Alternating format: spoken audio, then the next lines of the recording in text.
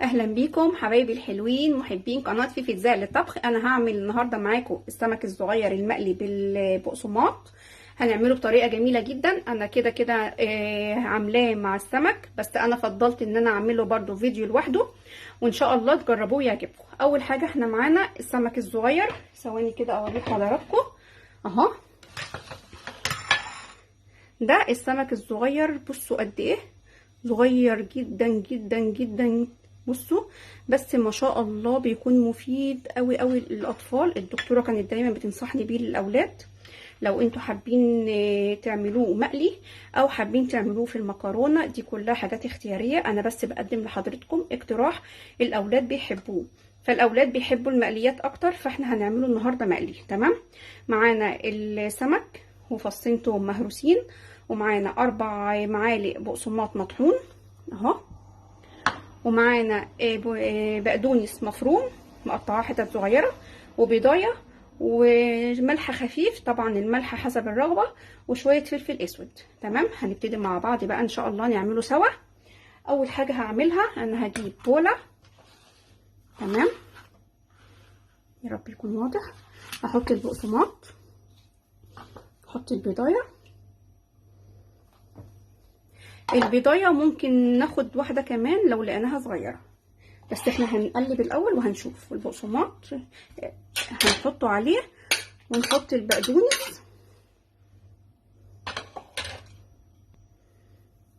اهو يا حبايبي، وهننزل عليهم بالثوم،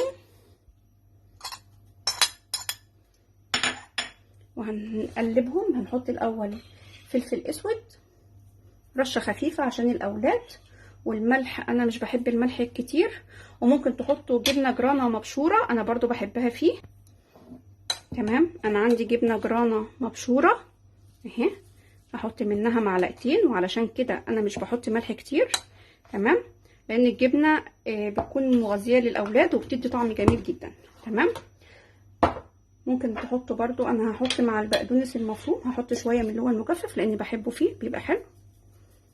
تمام اهو كده بقت الخلطه عندي ما شاء الله كويسه. هنقلب بس كده ونشوف اذا كنا هنحتاج بيضايه كمان ولا لا.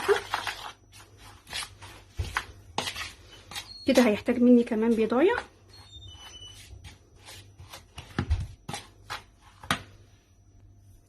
بصوا حبايبي، انا زودت البيض اللي عندي صغير، فانا زودت كمان بيضتين. اخد مني ما شاء الله، لان البيض اللي عندي طلع صغير فاخد مني 3 بيضات. تمام كده انا قلبت المكونات كلها على بعضها اهي. تمام. هنزل عليها بالسمك، هنقلبه برده كويس جدا مع بعضه. بصوا حبايبي،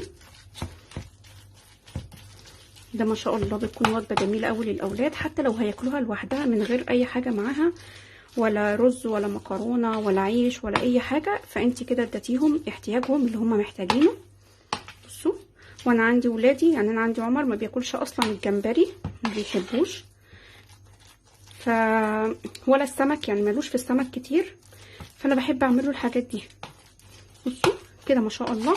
ودي حاجه يا جماعه انتوا بتاخدوا بالكم منها، البيض حسب ما بيجي معاكي، لان البيض ما شاء الله فيه بيض كبير ما بتحتاجيش ان انت تحطي كتير. فبصوا بيكون ده سمك العجينه، بصوا ما بيكونش سايله، وفي نفس الوقت ما بيكونش ماسكه قوي بعضها، لان احنا مش هنعمله قلي يعني مش هيبقى بطاطس محمره.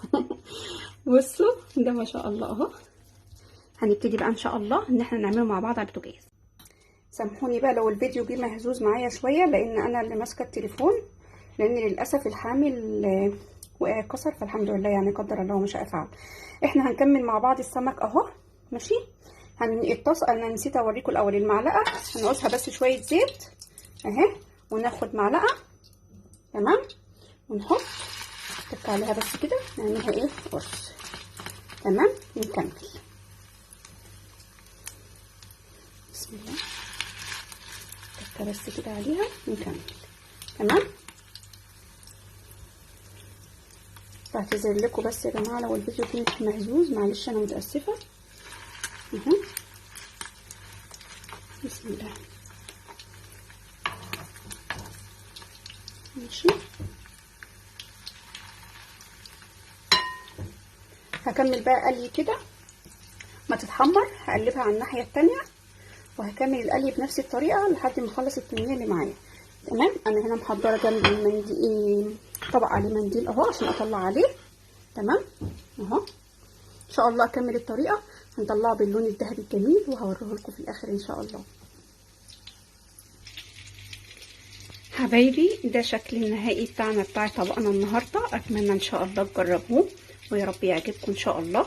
وبعتذر عن الاضاءه وبعتذر اذا كان الفيديو مهزوز، لان زي ما قلت لكم وانا بصور الحامل وقع والحمد لله رب العالمين يعني خير، وقع اتكسر فالحمد لله. الحمد لله رب العالمين. بس انا برضو ما حبيتش افوت الفيديو الجميل ده وما حبيتش بصراحه ان انا الغيه يعني، ففضلت ان انا انزله لكم. اشكركم ان شاء الله. اشوفكم في فيديو تاني ان شاء الله رب العالمين، ويكون جديد ومميز، يكون خفيف عليكم وتجربوه وتقولوا رايكم. متنسوش لو عجبكم الفيديو تعملوا لايك وشير للقناه. بحبكم جدا في الله. شكرا لكم.